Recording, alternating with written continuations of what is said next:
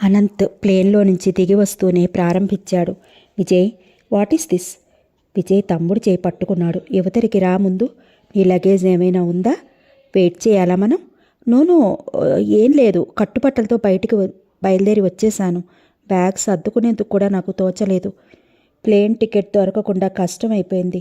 మెడ్రాస్ వచ్చి అక్కడి నుంచి వచ్చేశాను. నీ టెలిగ్రామ్ చూసినప్పటి నుంచి నాకు కాళ్ళు చేతులు ఆడటం లేదంటే నమ్ము. నేను అసలు ఒంటరిగా ఇంత దూరం ఎలా ప్రయాణం చేసి వచ్చానో ఆ భగవంతుడికే తెలియాలి. అన్నదమ్ములిద్దరూ ఎయిర్పోర్ట్ దాటి బయటకు వచ్చారు. ఇంటికి వస్తుండగా విజయ్ దోవలో క్లుప్తంగా జరిగినదంతా అనంత్కి వివరించసాగాడు. విజయ్ నోటి వెంట వెలువడుతున్న ఒక్కొక్క విషయం వినగానే అనంత్ ఈజ్ ఇట్ అని అంతెత్తున ఎగిరిపడటం, రియల్లీ అంటూ నమ్మలేనట్లు కళ్ళు పెద్దవి చేసి అతని మీదికి వంగటం, హో మై గాడ్ అంటూ వెనక్కి వాలి ఆశ్చర్యపోవటం చేస్తూ నానా రకాల హావభావాలు ప్రదర్శించాడు. చివరికి కారు ఇల్లు సమీపిస్తుండగా అడిగాడు, ఇంతకీ రోజా ఇప్పుడు ఎక్కడుంది? మన ఇంట్లోనే. అనంత్ ముఖం ఆనందంతో కళకళ్ళాడింది. వెనక్కి ఆనుకుడు కూర్చుంటూ సగర్వంగా అన్నాడు, విజయ్, నేను మొదటి నుంచి నీకు చెప్పటం లేదు? రోజా సామాన్యమైన ఆడపిల్ల కాదు. రోజాని చూసినప్పుడల్లా నాకు రోజాలో ఏదో ఉన్నట్టే అనిపించేది. ఈ అమ్మాయి శాపవశాత్తు ఈ కష్టాలు పడుతోంది అనుకునేవాడిని. వన్ ఫైన్ మార్నింగ్ ఎప్పుడో అవన్నీ మబ్బు విచ్చిపోతాయని కూడా నమ్మకంగా అనిపించేది. సో నా అంచనా వృధా కాలేదన్నమాట. కారు ఇంటి ముందుకు వచ్చి ఆగింది. అనంత్ కారులో నుంచి ఒక్క ఉరుకుతో దిగినట్టు దిగి లోపలికి పరిగెత్తాడు.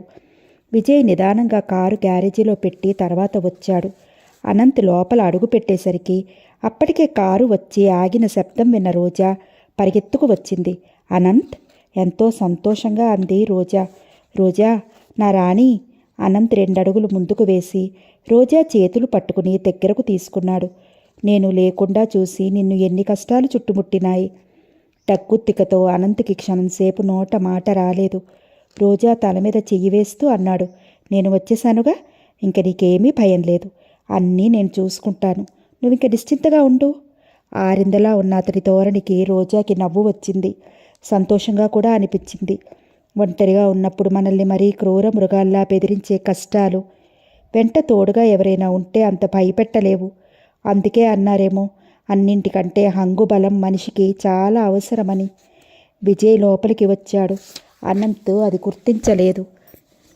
రోజాని చెయ్యి పట్టి తీసుకువచ్చి తన ప్రక్కన సోఫాలో కూర్చోబెట్టుకున్నాడు. ఇప్పుడు చెప్పు అంటూ వివరాలు ఒక్కొక్కటి అడిగాడు.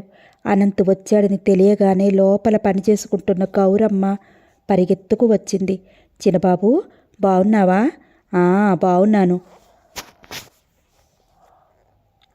రోజాని ఏవేవో ప్రశ్నలు అడుగుతున్న అనంత్ తల శాంతం ఎత్తకుండానే చెప్పేశాడు. గౌరమ్మ చిన్నబోయిన ముఖంతో లోపలికి తిరిగి వెళ్ళిపోయింది. నేను అలా వెళ్ళొస్తాన్రా అన్నాడు విజయ్. వెళ్ళిరా, విజయ్ వైపు చూడకుండానే అనేశాడు. విజయ్ గుమ్మం వరకు వెళ్ళి ఆగి వెనక్కి తిరిగాడు. అనంత్, ముందు స్నానం చేసి బట్టలు మార్చుకో అంటూ హెచ్చరించాడు. అలాగే నువ్వు వెళ్ళిరా అన్నాడు. విజయ్ బయటకు వచ్చేశాడు. దాదాపు 2 గంటల తర్వాత విజయ్ ఇంటికి తిరిగి వచ్చాడు. అనంత్, రోజా ఇంకా ముందు గదిలో సోఫాలో అలాగే కూర్చుని మాట్లాడుతున్నారు. నువ్వు ఇంకా లేచి స్నానం చేయలేదా అన్నాడు విజయ్. లేదు, ఇదిగో లేస్తున్నా అన్నాడు, కానీ లేవలేదు. రోజా విజయ్ని చూసి లేవబోతుంటే కూర్చో కూర్చో, నువ్వు ఇంకా ఈ పాత పద్ధతులు మానలేదన్నమాట అన్నాడు. ఇద్దరూ మళ్ళీ కబుర్లో దిగారు. విజయ్ భోజనానికి తను వెయిట్ చేస్తున్నానని, అనంతను లేచి రమ్మనమని గౌరమ్మ చేత కబురు చేశాడు. నేను రోజా తర్వాత తింటాం, తనని తినివేయమని చెప్పు అన్నాడు అనంత్. విజయ్ భోజనానికి కూర్చున్నాడు. వాళ్ళిద్దరి మాటలు అస్పష్టంగా వినిపిస్తూనే ఉన్నాయి. మాటల మధ్యలో రోజా హఠాత్తుగా ఆగిపోయి అనంత్ ముఖంలోకి తదేకంగా రెప్పవాల్చకుండా చూసింది. ఏమిటి అలా చూస్తున్నావు అన్నాడు అనంత్. అనంత్, నీ ముఖంలో పెద్ద మార్పు ఏదో ఒకటి కనిపిస్తోంది నాకు. మార్పా? బహుశా లావయ్యానేమో, బాగా పుక్కలొచ్చాయేమో ముఖం తడుముకుంటూ అన్నాడు. కాదు, మరింత పరీక్షగా చూసింది. కళ్ళజోడు లేదు అంది. అనంత్ ఉలిక్కిపడ్డాడు. ముఖం ఇంకోసారి తడుముకున్నాడు. మై గాడ్, నిజమే, ఆ తొందరలో కళ్ళజోడు మర్చిపోయి వచ్చేశాను. నాకు ఇప్పటివరకు కుట్టేలేదు సుమా ఆశ్చర్యపోతూ అన్నాడు. స్నానం చేసి బాత్రూంలో నుంచి బయటికి రాగానే టెలిగ్రామ్ వచ్చింది. అది చూడగానే మతిపోయింది. ఇంకా నయ్యం, ఫక్కున నవ్వింది రోజా. ఎన్నో రోజుల తర్వాత తను నవ్వుతున్నట్టుగా అనిపించింది రోజాకి. అనంత్ కూడా శృతి కలిపాడు. ఇద్దరు నవ్వులు ఒకటిగా మిళితమైపోయి అలలుగా లేచి భోజనం చేస్తున్న విజయ్ చెవులకు వచ్చి తాకాయి. అనంత్ రోజాకి ఆత్మీయుడని, ఇద్దరూ ఒకరి కోసం ఒకరు ఏదైనా చేయటానికి సిద్ధపడగల ప్రాణ స్నేహితులని విజయ్కి తెలుసు. రోజా పట్ల అనంత్ చూపుతున్న చనువులో కూడనిది కానీ, తను ఊహించనిది కానీ ఏదీ లేనే లేదు. అయినా విజయ్కి ఎలాగో ఉంది. అతని మనసంతా విచిత్రమైన శూన్యం మెల్లమెల్లగా ఆవరించుకుని అతన్ని మూగవాడిగా చేయసాగింది. పోలీస్ హెడ్ క్వార్టర్స్లో 3 పోలీసు ఉన్నతాధికారులు కూర్చుని ఉన్నారు. వాళ్ళకి పక్కగా డిఎస్పీ నారాయణ నిలబడి ఉన్నాడు. వాళ్ళకెదురుగా కాస్త దూరంలో చంద్రం చేతులకి బేడీలతో తలదించుకుని కూర్చుని ఉన్నాడు. చంద్రానికి వెనకగా కాస్త పక్కగా విజయ్, ఆనంద్ నిలబడి ఉన్నారు. అప్పటికి చాలాసేపటి నుంచి వాళ్ళందరి మధ్య ఏదో చర్చ జరుగుతున్నట్టు అందరి ముఖాలు సీరియస్గా ఆలోచనగా ఉన్నాయి. గదిలో నిశ్శబ్దం ఆవరించసాగింది. కొద్దిసేపైన తర్వాత ఆ నిశ్శబ్దాన్ని చీల్చుకుంటూ కమిషనర్ గారి స్వరం వినిపించింది. మిస్టర్ చంద్రం, మీరు మనసు విప్పి ఉన్నది ఉన్నట్లు చెప్పకపోతే లాభం లేదు. మీ మౌనం మీకే నష్టమని హెచ్చరిస్తున్నాను. చంద్రం మాట్లాడలేదు, తలెత్తలేదు. డిప్యూటీ కమిషనర్ కల్పించుకుంటూ అన్నాడు, పోనీ మాకు వివరాలు వద్దు. ఆ గ్యాంగ్ ఆచూకీ ఇవ్వండి చాలు. మీరు తీగ కొన మా చేతికి అందిస్తే మేము డొంకంతా తిరగవేయగలం. చంద్రం ఒకసారి తలెత్తి వాళ్ళ వైపు చూసి మళ్ళీ తలదించుకున్నాడు. అతని ముఖం ఆవేదనకి, ఆరాటానికి ప్రతిరూపంలా ఉంది. విజయ్ 2 అడుగులు వేసి చంద్రం దగ్గరగా వచ్చాడు. చంద్రం భుజం మీద చెయ్యి వేసి మృదు గంభీరమైన స్వరంతో అన్నాడు, చంద్రం, నీ తటపటాయింపుకు కారణం ఏమిటో మాకెవరికీ తోచటం లేదు. నువ్వు ఇది దాచటం వల్ల ఇంకా ఎంతమందికి అన్యాయం చేస్తున్నావో ఒక్కసారి ఆలోచించు. ఎంతమంది నీలాంటి అమాయకులు ఈ అగ్నికి ఆహుతి అయిపోతారో గుర్తు చేసుకో. మనం వెళ్ళినది కంటక మార్గం అని తెలిసినప్పుడు ఇంకెవరిని ఆ వైపు రావద్దని హెచ్చరించటం మన ధర్మం. విజయ్, మీకు తెలియదు, నేను తలెత్తి చూసిన చంద్రం నిస్సహాయంగా అన్నాడు. విజయ్ అతన్ని మధ్యలో ఆపేశాడు. నాకు తెలుసు చంద్రం, నువ్వు అమాయకుడివి. దురదృష్టవశాత్తు నువ్వు కూరుకుపోయిన ఈ పాప పంకిలం వల్ల నీ మనసు మాలిన్యం కాలేదని మాకు తెలుసు. అందుకే ఇందులో నుంచి బయటికి లాగాలని మా తాపత్రయం. చందు, జరిగిపోయిన నీ జీవితం కంటే జరగబోయేదే ఎక్కువగా ఉంది. తెలివి తక్కువతనంతో ఎవరైనా ఏదైనా తప్పు చేస్తే అది జీవితాంతం మెడలో కుదిబండగా మోస్తూ కృంగిపోవాల్సిన పని లేదు. ధైర్యంతో, ఓర్పుతో సమయం కోసం వేచి చూసి అదను దొరకగానే దాన్ని తెగ్గొట్టుకోవాలి. ఇంతలో కమిషనర్ కల్పించుకున్నాడు. కరెక్ట్ మిస్టర్ చంద్రం, మీరు మళ్ళీ మనిషిగా మా అందరిలా బ్రతకాలి అనుకుంటే ఇది సువర్ణ అవకాశం. దీన్ని జారవిడుచుకునే మూర్ఖులు కావద్దు. కొద్దిసేపు మళ్ళీ నిశ్శబ్దం ఏర్పడింది. అందరూ ఆలోచనగా, ఆదుర్దాగా చంద్రం వైపు చూస్తున్నారు. చంద్రం చెప్పటం ప్రారంభించాడు. మొదట మెల్లగా, అతి నిదానంగా, ఆగి ఆగి గుర్తు చేసుకుంటున్నట్లుగా ప్రారంభించాడు. నేను చాలా దరిద్రంలో పెరిగి పెద్దవాడిని అయ్యాను. చదువు అంటే నాకెంతో ఇష్టంగా ఉండేది. ఎలాగో కష్టపడి చదువుకుంటే మంచి ఉద్యోగం చేయవచ్చునని, మా కష్టాలు గట్టెక్కుతాయని ఆశగా ఉండేది. స్కూల్ ఫైనల్ పాస్ అయ్యాను. అప్పటి వరకు నాకు ఇల్లు, పుస్తకాలు తప్ప మరో ప్రపంచమే తెలియదు. నలుగురిలోకి వెళ్ళటం అంటే మొహమాట పడేవాడిని. స్కూల్ ఫైనల్ చాలా మంచి మార్కులతో పాస్ అయ్యాను. కాలేజీ చదువుకు మాకు స్తోమత లేదు. నా చదువుకి ఇక సస్తే అని తెలిసిన రోజున కుళ్ళి ఏడ్చాను. ఎవరినైనా డబ్బు గలవాళ్ళని మాకు చూపించి నా చదువు కొనసాగేలా చెయ్యమని రోజూ దేవుడిని ప్రార్థించేవాడిని. నా ప్రార్థనలు దేవుడికి వినిపించలేదేమో, నా ఆశ మాత్రం నెరవేరలేదు. మా అక్క రోజా, నేను అక్క తమ్ముళ్ళుగా కాక ప్రాణ స్నేహితులుగా ఉండేవాళ్ళం. రోజా నా బాధ గ్రహించి నన్ను ఓదార్చేది. చదువుకోవటానికి ఎప్పటికైనా చదువుకోవచ్చని, దానికి వయసుతో ప్రసక్తి లేదని ధైర్యం చెప్పేది. దాంతో నేను ఉద్యోగాన్వేషణ ప్రారంభించాను. స్కూల్ ఫైనల్ పాస్ అయినా వయసు ఎక్కువ లేకపోవడంతో నాకు ఉద్యోగం ఎక్కడా దొరకలేదు. 1-2 చోట్ల మా మామయ్య ప్రైవేట్ కంపెనీలలో ప్రయత్నించారు. వాళ్ళు కొంతమంది రికమెండేషన్ కావాలన్నారు, కొంతమంది డబ్బులు కావాలన్నారు. ఈ రెండూ మా వల్ల జరగలేదు. నేను చదువుకోవటానికి ఆర్థిక స్థితి బాగోలేదు. ఉద్యోగం చేయటానికి బయటెక్కడా అవకాశం దొరకలేదు. ఎప్పుడూ చదువు ధ్యాసలో 24 గంటలు గడిపే నాకు ఖాళీగా ఉండే ఈ సమయం ఏం చేసుకోవాలో తోచలేదు. పిచ్చి పట్టినట్టు మొదట కొన్ని రోజులు రోడ్లు, పార్కులు తిరిగాను. అది విసుగొచ్చింది. ఊరికే కూర్చోవటం, ఈరోజు ఎలా గడుస్తుందా అని విసుగుతో క్షణాలు లెక్క పెట్టుకోవటం. నాకు భరించరాని బాధగా తయారయింది. దానికి తోడు ఇంట్లో మా అత్తయ్య సాధింపులు కొన్ని. ఇంట్లో ఉంటే ఆవిడ పోరు, బయటికి వెళితే తోచనితనం. ఇంకా కొద్ది రోజులు ఇలాగే ఉంటే నాకు పిచ్చి పడుతుందేమో అని భయమేయసాగింది. ఒకసారి ఆ ఇంట్లో మా అత్తయ్యతో తగాదా పడ్డాను. ఆవిడ నన్ను నానా తిట్లు తిట్టింది. ఆ మాటలు, ఆ తిట్లు అసలే అశాంతిగా, చిరాకుగా ఉన్న నాకు ఎక్కడలేని ఆగ్రహం తెప్పించాయి. ఇంట్లో నుంచి బయటికి వచ్చేశాను. నా కాళ్ళ మీద నేను నిలబడే వరకు ఇంటికి వెళ్ళకూడదని ప్రతిజ్ఞ చేసుకున్నాను. కానీ ఎక్కడికి వెళ్ళాలి? ఈ ప్రపంచంలో నేను వెళ్ళతగిన చోటు ఏది అనిపించసాగింది. ఛీ, ఈ పిరికితనం కూడదు అనిపించింది. సరాసరి రైల్వే స్టేషన్కి వచ్చాను. చేతిలో కానీ లేకుండా ఏ ఊరు వెళతాను? అక్కడే 2 రోజులు గడిపాను. నాకు విపరీతమైన ఆకలి వేయసాగింది. బజారు పంపు దగ్గర నీళ్లు తాగితే కడుపులో తిప్పటం ప్రారంభించింది. మనసులో ఇంటికి వెళ్ళాలనే కోరిక మొదలైంది. మళ్ళీ అత్తయ్య తిట్లు గుర్తుకు వచ్చి రోషం వచ్చింది. ఆ ఆకలితో అక్కడే ఆ బెంచి మీద చచ్చిపోతాను కానీ ఇంటికి మాత్రం వెళ్ళకూడదు అనుకున్నాను. ఆ ఆకలి ఎంత భయంకరమైనదంటే, అబ్బా, త్వరగా ప్రాణం పోతే ఎంత హాయిగా ఉంటుందనిపించింది. నేను అక్కడ బెంచి మీద కూర్చుని ఉన్నాను. నా కళ్ళెదుట మహాద్భుతమైన ఒక విచిత్రం జరిగింది. నేను చూస్తుండగానే అటువైపు నుంచి ఒక లావుపాటి గుజరాతీ ఆవిడ కుడి చేతి నిండా బిస్కెట్ల పొట్టాలు, ఎడం చేత్తో బత్తాయిలు నింపిన కవర్ తెస్తోంది. ఇంతలో ఇటువైపు నుంచి దాదాపు నా వయసే ఉన్న ఒక కుర్రవాడు నడుస్తున్నవాడల్లా హఠాత్తుగా పరిగెత్తి ఆవిడకి డాష్ ఇచ్చాడు. పరధ్యాసగా నడుస్తున్న ఆవిడ చేతిలో పళ్ళన్నీ కింద పడి ప్లాట్ఫామ్ అంతా దొర్లిపోయినాయి. ఆవిడ అతని తిడుతూ కొన్ని ఏరింది. అతను గబగబా ఏరి క్షమాపణ కోరి ఆవిడకిచ్చాడు. ఆవిడ అటువైపు తిరిగి ఏరుతున్నప్పుడు కొన్ని పళ్ళు ఆ జేబులో ఈ జేబులో తోసేశాడు. ఆవిడ వెళ్ళిపోయిన తర్వాత అతను నా వైపు వచ్చి నా పక్క బెంచి మీద కూర్చుని జేబులో నుంచి ఒక్కొక్కటి తీసి ఒలుచుకుని తినసాగాడు. నాకు ఇది అద్భుతంగా అనిపించింది. అయోమయంగా కూడా తోచింది. కంగ్రాచులేషన్స్ అన్నాను. అతను నా వైపు చూశాడు. మీరు కావాలని ఎందుకు డాష్ ఇచ్చారో నాకు అర్థమైంది. ఆ కుర్రాడు నిర్లక్ష్యంగా తల తిప్పాడు. అట్లాంటి వాళ్ళు మర్యాదగా అడిగితే కానీ కూడా ధర్మం చేరు. దున్నపోతులా ఉన్నావు, కష్టపడలేవా అని తిడతారు. అందుకే వాళ్ళ రోగం ఇలా కుదురుస్తాను అన్నాడు. అతడు తింటుంటే నేను ఆశగా అతని వైపు చూశాను. అతను నా కళ్ళలో ఆకలి గుర్తించినట్లు కావాలా అని అడిగాడు. కావాలన్నట్టు తల ఊపాను. అతను ఒక బత్తాయి తీసిన చేతికిచ్చాడు. అది తినడం పూర్తయ్యే లోపల ఇద్దరం ఫ్రెండ్స్ అయిపోయాం. అతనిది రాజమండ్రి అట. తల్లి తండ్రి ఇద్దరూ లేరట. అతని కుటుంబ పరిస్థితులు నావి ఇంచుమించుగా ఒకటే తీరుగా ఉన్నాయి. ఒకసారికి జైలుకు వెళ్ళి వచ్చేస్తే అసలు భయం అనేదే పోతుందని చెప్పాడు. అతను ఇంకో ఇద్దరు కలిసి ఉంటున్నారట. నేను తనతో వస్తే వాళ్ళకి పరిచయం చేస్తానని చెప్పాడు. జైలుకు వెళ్ళి వచ్చిన మనిషి అనగానే అతనంటే నాకు వెగటు కలిగింది. కానీ అది ఎంతోసేపు నిలవలేదు. అతను మాట్లాడే ధోరణి నన్ను ఆకర్షించింది. నన్ను వెంట పెట్టుకుని తన స్నేహితుల దగ్గరికి తీసుకువెళ్ళాడు. వాళ్ళు చూడటానికి స్టూడెంట్స్ లాగే ఉన్నారు, కానీ అసలు చదువు రాని వాళ్ళు. ఎంతో బాగా మాట్లాడారు.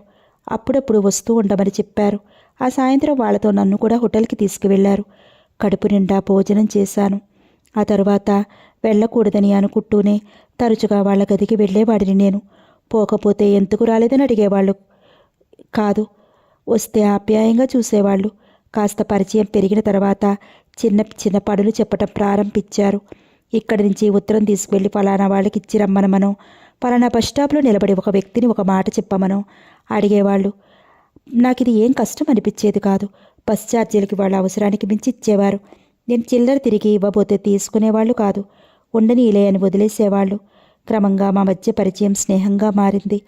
ఒకసారి వాళ్ళు బొంబాయి పని మీద వెళుతూ పనేమీ లేకపోతే సరదాగా నన్ను కూడా రమ్మని కోరారు. నేను ఆనందంగా ఒప్పుకున్నాను. ఇంటిలో చెప్తే రోజా తిడుతుందనే భయం. బొంబాయిలో వాళ్ళ బాబాయ్ ఇంటికి వెళ్ళాం. ఆయన చాలా డబ్బున్నవాడు. చూడగానే చాలా మంచివాడిలా కనిపిస్తాడు. ఎంతో ఆప్యాయంగా నా స్థితిగతులు అడిగి తెలుసుకున్నాడు. చాలా జాలిపడ్డాడు. తన దగ్గర పని చూపిస్తానని నాకు హామీ ఇచ్చాడు. ఆ రోజులు నేను పొందిన ఆనందం వర్ణించలేను. నా అంత అదృష్టవంతుడు లేడనుకున్నాను. ఇది కేవలం భగవంతుడు నాకు కనికరించి ఇచ్చిన వరం అనుకున్నాను. నన్ను ఆయన బట్టల కొట్టులో పద్దులు రాసే మనిషిగా నియమించుకున్నారు. ఆయన దగ్గర నాలాంటి వాళ్ళు చాలామంది పనిచేస్తున్నారని తరువాత తెలిసింది. దాంతో ఈ అదృష్టం నా ఒక్కడికే ప్రత్యేకం కాదని అర్థం చేసుకున్నాను. మాకు మంచి తిండి పెట్టేవాళ్ళు. కార్లలో రకరకాల చోట్ల తిప్పేవాళ్ళు.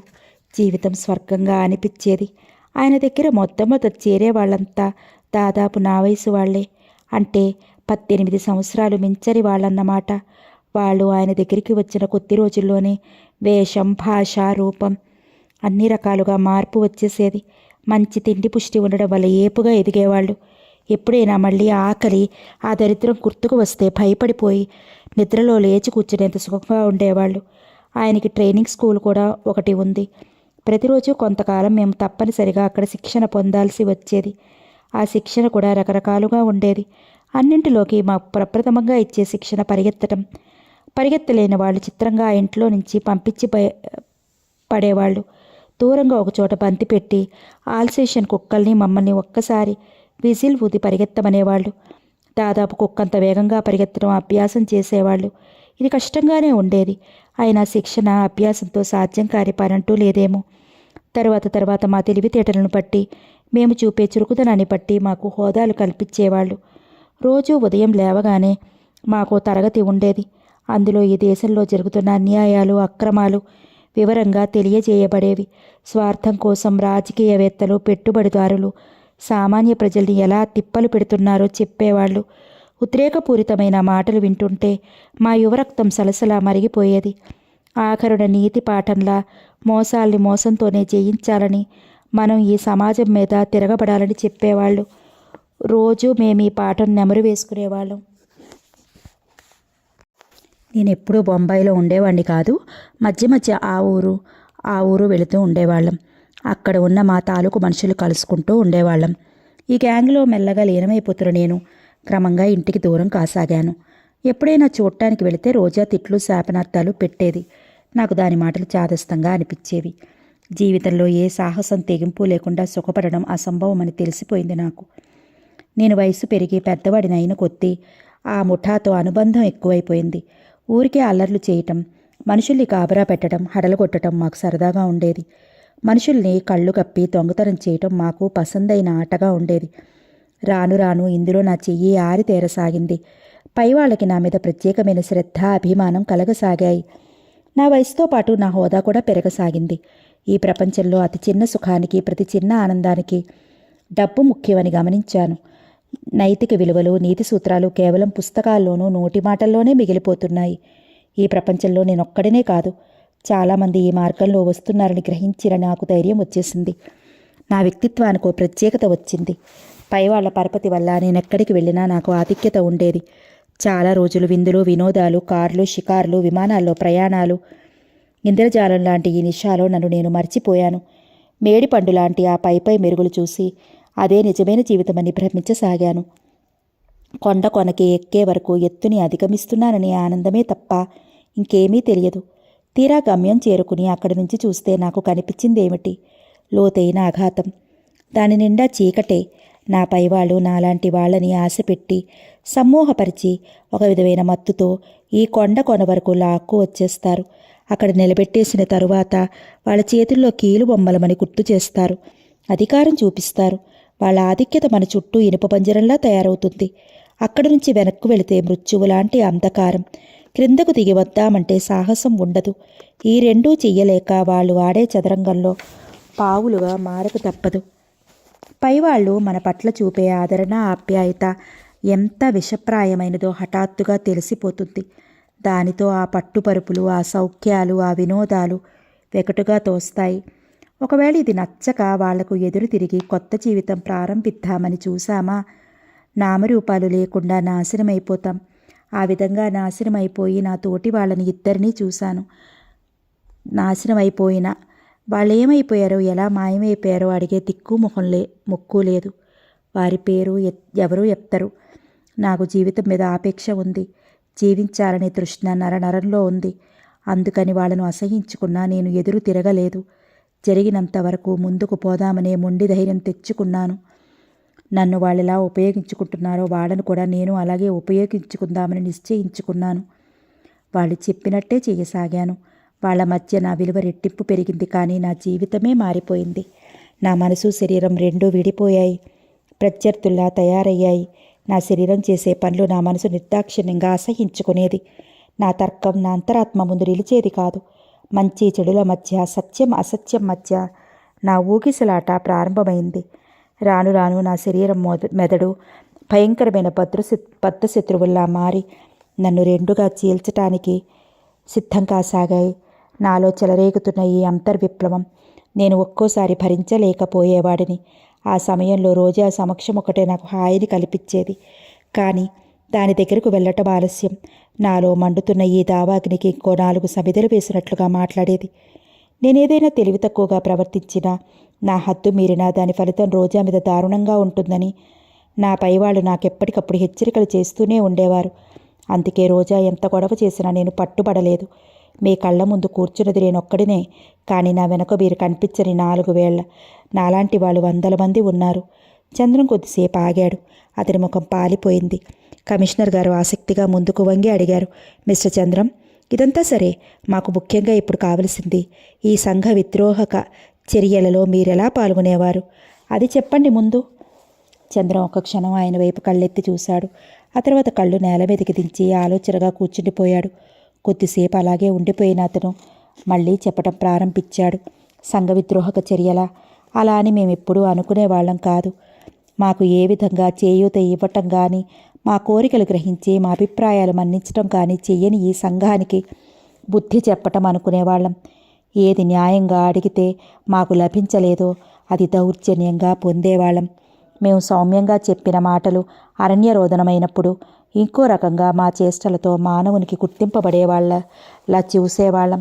ఎక్కడికక్కడ ఎప్పుడూ ఏదో ఒక రకంగా అల్లరి సృష్టించటం, మనుషుల్ని గాభరాతో మతిపోయేలా చేయటం, ఆ సందడిలో మాకు కావలసినవి మేము దోచుకోవటం మా కార్యకలాపాలుగా ఉండేవి.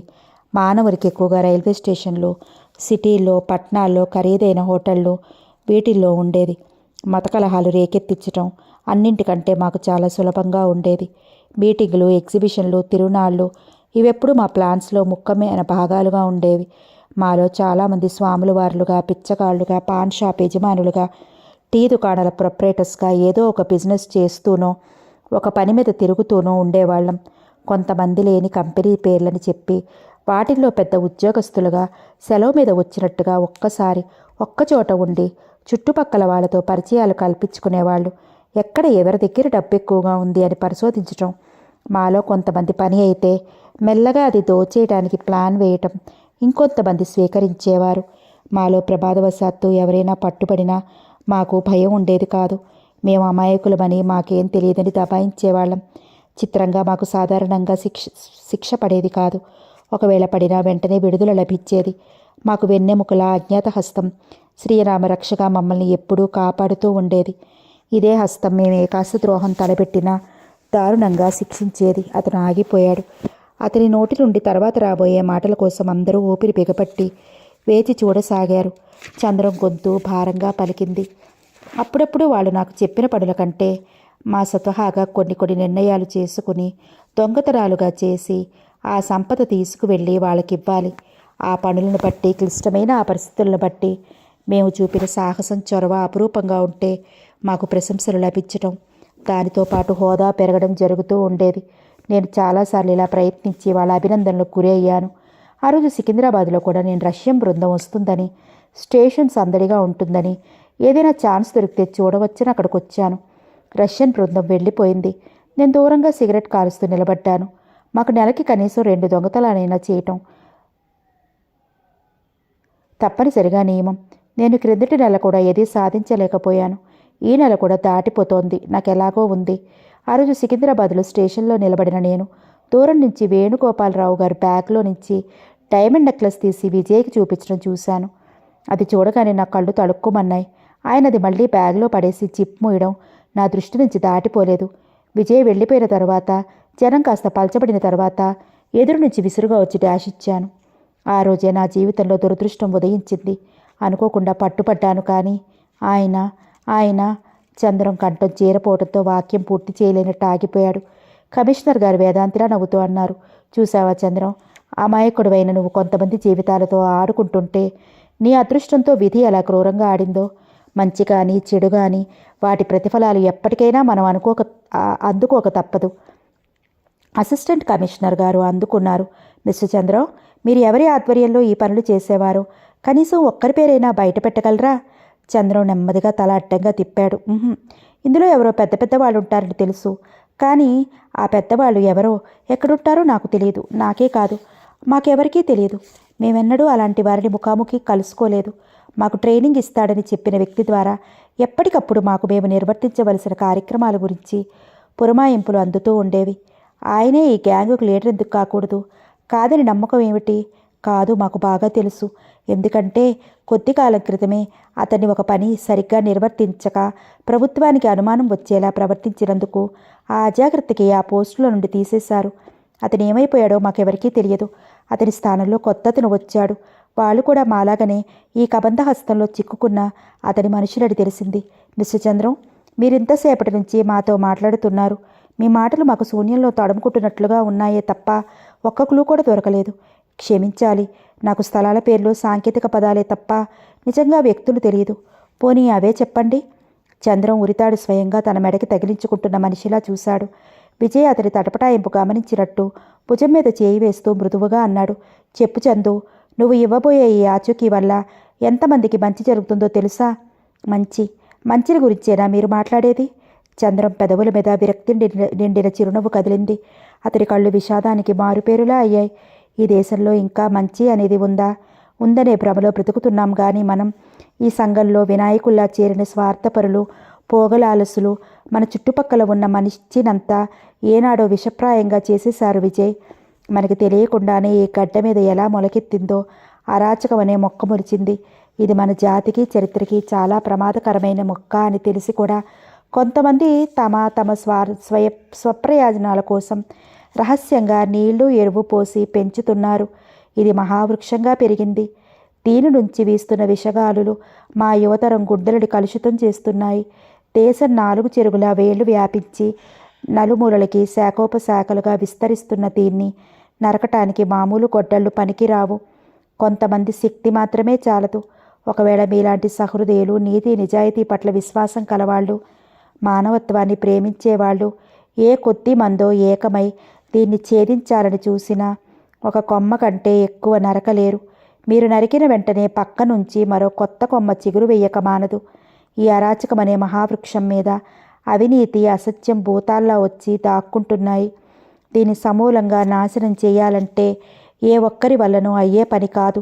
అందరి వల్ల రావలసిన చైతన్యం. ఆపకుండా గబగబా మాట్లాడుతున్న చంద్రం ముఖంలోకి ఎరుపుదనం పాకి వచ్చింది. అతని భుజం మీద ఆని ఉన్న విజయ్ చెయ్యి అప్రయత్నంగా గట్టిగా బిగుసుకుంది. పోలీస్ అధికారుల ముఖాల్లో కూడా ఉత్తేజం లాంటిది కనిపించింది. మనకు చేతనైనంత వరకు ప్రయత్నిద్దాం. మీరు మాతో సహకరిస్తే మేము సాధించలేనిదంటూ ఉండదు అన్నారు కమిషనర్ గారు. చంద్రం ఆ ఊళ్ళో ఇతర నగరాల్లో కొన్ని ప్రదేశాల పేర్లు, కొన్ని సంకేత శబ్దాలు చెప్పాడు. నారాయణ గబగబా అవి నోట్ చేసుకున్నాడు. పోలీస్ అధికారులు చంద్రం ఇక వెళ్ళవచ్చునని చెప్పారు. వాళ్ళ ముఖాలు సంతృప్తిగా, ఆశాజనకంగా ఉన్నాయి. చంద్రం చేతులకి బేడీలతో 2 పోలీసులు మధ్య నడుస్తూ వెనక నారాయణ వస్తుండగా హెడ్ క్వార్టర్స్లో నుంచి బయటికి వచ్చాడు. అతని వెనకే విజయ్, అనంత్ కూడా వచ్చారు. చంద్రం వాకిట్లో అడుగుపెట్టాడో లేదో గబగబా అతని ముఖం మీద 10-12 ఫ్లాష్ బల్బులు వెలిగాయి. కెమెరాలు క్లిక్మన్నాయి. చంద్రం అరెస్ట్ అయిన వార్త ఎలా తెలిసిందో, ఎప్పుడు తెలిసిందో ఊళ్ళో స్థానికంగా ఉన్న రిపోర్టర్స్ అంతా అక్కడ గుమిగూడి ఉన్నారు. వాళ్ళంతా చంద్రాన్ని ఫోటోలు తీసుకోగానే నారాయణని చుట్టుముట్టి అతన్ని అనేక రకాల ప్రశ్నలు వేయసాగారు. చంద్రం అక్కడే సిద్ధంగా ఉన్న పోలీస్ వ్యాన్లోకి ఎక్కబోతూ ఆగి విజయ్ వైపు తిరిగాడు. విజయ్ ఇది గమనించగానే చప్పున 2 అడుగులు వేసి అతని దగ్గరకు వచ్చాడు. చంద్రం జీరపోయిన కంఠంతో అన్నాడు, విజయ్, ఒకవేళ నాకు ఏదన్నా అయితే. అసంపూర్తిగా ఆగిపోయాడు. విజయ్ చంద్రం భుజం మీద చెయ్యి ఆనించాడు. విజయ్ స్పర్శ నుంచి ఏదో వాగ్దానం, ఆత్మీయత తన రక్తంలోకి ప్రవేశించినట్లుగా అనుభూతి చెందాడు చంద్రం. విజయ్ అన్నాడు, నీకేమీ భయం లేదు, నిశ్చింతగా ఉండు. నీతో పాటు అన్ని బాధ్యతలు నావి, సరేనా? చంద్రం కళ్ళల్లో కృతజ్ఞతగా తడిగా కదిలింది. వ్యాన్లోకి ఎక్కాడు. వ్యాన్ కదిలి వెళ్ళిపోయింది. క్రమంగా దూరం అవుతున్న దాన్ని చూస్తుంటే అనుకోకుండా విజయ్, అనంతుల హృదయాలు భారమయ్యాయి. ఆ రోజు చంద్రం అరెస్ట్ అయ్యి అప్పటికి 1 వారం రోజులకి పైగా అయింది. చంద్రం ఆచూకీ ఇచ్చిన ఆ రోజు రాత్రి అతడు చెప్పిన ప్రదేశాలన్నింటి మీద పోలీస్ దాడులు జరిగాయి. కానీ ఫలితం వాళ్ళు ఊహించినంత గొప్పగా ఏమీ లేదు. కొండను త్రవ్వి ఎలుకను పట్టినట్లు చాలా కొద్దిమందిని పట్టుకోగలిగారు. ఆ కొద్దిమందిలో ముఖ్యమైన 2 వ్యక్తులు విషపు సూదులు గుచ్చుకుని జైల్లో మరణించారు. చంద్రం అరెస్ట్ అయిన సంగతి, ఆచూకీ ఇచ్చిన సంగతి వాళ్ళకి అంత త్వరగా ఎలా తెలిసిపోయిందో కానీ పోలీసులు దాడులు జరపడానికి వెళ్లేసరికే జాగ్రత్త పడ్డారు. ఎంతో ఆశతో ఈ వేట ప్రారంభించిన పోలీసు అధికారులు నిరాశే ఎదురుంది. ఈ వారం రోజుల నుంచి రోజు పేపర్లు చంద్రాని గురించి వివరాలు రకరకాలుగా ప్రచురిస్తూనే ఉన్నాయి. స్థానిక దినపత్రికలు మరీ ప్రాధాన్యత ఇవ్వడంతో జనంలో ఈ విచిత్ర వ్యక్తిని చూడాలనే ఆసక్తి హెచ్చింది. ఈ వారం రోజుల్లో వేణుగోపాలరావు గారు కూడా కోలుకున్నారు. దాదాపు మృత్యువు కోరల్లో చిక్కి మళ్ళీ బ్రతికి బయటపడ్డందుకు అందరూ ఆయనని అభినందించసాగారు. విజయ్ రోజాల ద్వారా చంద్రం తనకి రక్తం ఇవ్వటం, ఇక్కడే ఈ హాస్పిటల్లో పట్టుపట్టం గురించి వివరాలు విన్నారు. ఆయనకి స్పృహ వచ్చినప్పటి నుంచి రోజా ఆయన్ని క్షణం కూడా విడవకుండా ఆయన దగ్గరే ఉండసాగింది. వేణుగోపాలరావు గారు కాస్త మంచం మీద నుంచి లేచి కూర్చునే శక్తి రాగానే జైలుకు వెళ్ళి కొడుకుని చూస్తానని హఠం చేయసాగారు. డాక్టర్ ఆయన కదలనివ్వలేదు. ఈ స్థితిలో ఏమాత్రం శ్రమపడినా మొదలుకే మోసం వస్తుందని గట్టిగా హెచ్చరించారు. రోజా కూడా ఆయనకు నచ్చ చెప్పసాగింది. విజయ్ ఆనంద్ కలిసి తమకు ఉన్న పరపతినంతా వినియోగించి చంద్రానికి సాధ్యమైనంత తక్కువ శిక్ష పడేలా చేయటానికి ప్రయత్నించసాగారు. చంద్రాన్ని జైల్లో చూడటానికి ఎవరికీ అనుమతి లభించలేదు. ఈ విషయం అధికారులు కూడా స్ట్రిక్ట్గా ఉన్నారు. ఈ విషయంలో చంద్రం పేరుతో అరెస్ట్ అయిన జేమ్స్ ఫోటో పేపర్లో చూడగానే లావణ్య నెత్తి మీద పిడుగు పడ్డట్టయింది. తన ప్రాణ స్నేహితుడని, తన సర్వస్వం అని నమ్ముతూ వచ్చిన ఈ యువకుడు దొంగల ముఠాలో ప్రధాన పాత్రధారి అని, స్వయంగా తన తండ్రి రక్తం పొంచుకు పుట్టిన తన సోదరుడే అని తెలియగానే లావణ్యకి దాదాపు మతిభ్రమించినంత పనయింది. ముందు గదిలో ఒళ్ళో పేపర్ పెట్టుకుని చెంపకు చెయ్యి ఆనించుకుని జేమ్స్ ఫోటో వైపు చూస్తూ సర్వం మరిచిపోయిన దానిలా చాలాసేపు అలాగే కూర్చుండిపోయింది. ఆ పేపర్ పట్టుకుని ఆ పట్టుని విజయ్ దగ్గరికి పరిగెత్తాలని, ఇందులో సత్యాసత్యాలను గురించి అతన్ని అడిగి తెలుసుకోవాలని ఎంతగానో అనిపించింది. కానీ రోజా అక్కడుందని గుర్తుకు రాగానే వెళ్ళబుద్ధి కాలేదు. జేమ్స్తో తన కుటుంబం కలయిక ఎంత విచిత్రంగా జరిగింది. ఈ ప్రపంచంలో అప్పుడప్పుడు ఏదో వింతలు విడ్డూరాలు జరుగుతూ ఉంటాయని అంటారే, అవి ఇలాంటివే కాబోలు. 3 రోజులు లావణ్య ఆఖరి నిద్రాహారాలు మర్చిపోయిన దానిలా మంచం మీద పడుకుని అలాగే ఉండిపోయింది. ఈ లోపల అనంత్ ఒకసారి లావణ్యను చూడటానికి వచ్చాడు. లావణ్య తను ఎవరినీ చూడనని, తనకి వాళ్ళకి ఏం సంబంధం లేదని చెప్పేసింది. విజయ్ వేణుగోపాలరావు గారు కోలుకుంటున్నారని, లావణ్యని చూడాలని కోరుతున్నారని ఫోన్ చేశాడు. లావణ్య ఫోన్ దగ్గరికి రాలేదు. విజయ్ ఎన్నిసార్లు రింగ్ చేసినా ఫలితం శూన్యమే అయింది. వాళ్ళందరితో అన్ని సంబంధ బాంధవ్యాలు తెచ్చుకున్న మనిషిలా ప్రవర్తిస్తోంది లావణ్య. తన మానాన తనని వదిలివేయకుండా మధ్య మధ్యలో ఈ గొడవ పడుతున్నందున వాళ్ళ మీద చిరాకు పడసాగింది. లావణ్య సరాసరి జేమ్స్ దగ్గరకు వెళ్ళి ఒకసారి అతడు చూడటానికి నిశ్చయించుకుంది. కానీ పోలీసు అధికారులు సమ్మతించలేదు. నిర్మోహమాటంగా తిరస్కరించారు. ఒళ్ళు మండిపోతూ ఇంటికి వచ్చిన లావణ్య క్షణం దీర్ఘంగా ఆలోచించింది. ఆ వెంటనే టిప్టాప్గా తయారయ్యే ఐజీ గారింటికి వెళ్ళింది. ఆయన భార్య లావణ్యకు బాగా తెలుసు. వరద బాధితుల సహాయ నిధిలో రక్షణ నిధి వసూలు చేయడంలో ఆవిడ లావణ్య కలిసి పనిచేశారు. ఐజీ గారిని కూడా బాగానే ఎరుగుంది. లావణ్య ఆ ఇంటికి వెళ్ళిన పని క్షణాల మీద అయింది. ఆయన జైలు సూపరింటెండెంట్కి ఫోన్ చేస్తే ఆయన స్వయంగా లావణ్యకి ఎదురు వచ్చి తను వెంట ఉండి చంద్రం గది దగ్గరికి తీసుకువెళ్ళాడు. కటకటాల వెనుక మాసిన గడ్డంతో, జైలు దుస్తులతో, నిద్రలేమి వల్ల ఎర్రబడిన కళ్ళతో నిలబడి ఉన్న చంద్రాన్ని చూడగానే లావణ్య గుండెలు ఉండ చుట్టుకుపోయినట్టయ్యాయి. ఈ వారం రోజుల నుంచి అతను ఆ కటకటాల వెనక కూర్చుని పడుతున్న నరకయాతనంతా ఆ ముఖంలో ప్రతిఫలిస్తున్నట్టుగా ఉంది. లావణ్యం చూడగానే అతను క్షణం సేపు నోట మాట రానివాడిలా అయ్యాడు. ఇద్దరూ ఒకరినొకరు చూస్తూ అలాగే నిలబడ్డారు. లావణ్య, నన్ను క్షమించు. క్షమించటమా? నువ్వేం నేరం చేశావని? నా సంగతి పేపర్లో చూశాను. నేను అది నేరంగా భావించటం లేదు. ఈ పాపిష్టి ప్రపంచంలో నీతి నిజాయితీతో బ్రతకటం అంటే నిప్పుల మీద నడవటం అని నాకు తెలియదా? ఈ మాట వినగానే అతని ముఖంలోకి కళ వచ్చింది. పాలిపోయినట్టు ఉన్న ఆ పెదవుల మీద నిష్కపటమైన చిరునవ్వు మిగిలింది. లావణ్య, మనిద్దరం. అతను పూర్తి చేయలేదు. లావణ్య వెంటనే అంది. తెలిసింది, భగవంతుడు ఎంత క్రూరుడని. మానవ జీవితాలతో ఇంత నిర్దయగా ఆడుకుని వినోదం చూస్తాడని నాకు తెలియదు. లావణ్య కళ్ళల్లో నిండిన నీళ్లు పొటపటా కిందకి జారాయి. చచ్చా, ఏడుస్తున్నావా? ఇదేమిటి? నాకెంత సంతోషం కలిగిస్తున్న విషయం నీకు బాధ కలిగిస్తోందా? తడితో బరువుగా ఉన్న లావణ్య కనుబొమ్మలు ఆశ్చర్యంగా వెడల్పయ్యాయి. నీకు సంతోషం కలిగిస్తోందా? నువ్వు రాయివి, పాషాణానివి. అయితే నీకు మనసు లేదన్నమాట. లావణ్య, లేకపోతే ఏమిటి నువ్వనేది? ఈ ప్రపంచంలో ఇంతమంది ఉండగా నువ్వే అన్నవి అవ్వాలా? అన్నవి అయిన వాడివి మనిద్దరం చిన్నప్పటి నుంచి కలిసెందుకు పెరగలేదు?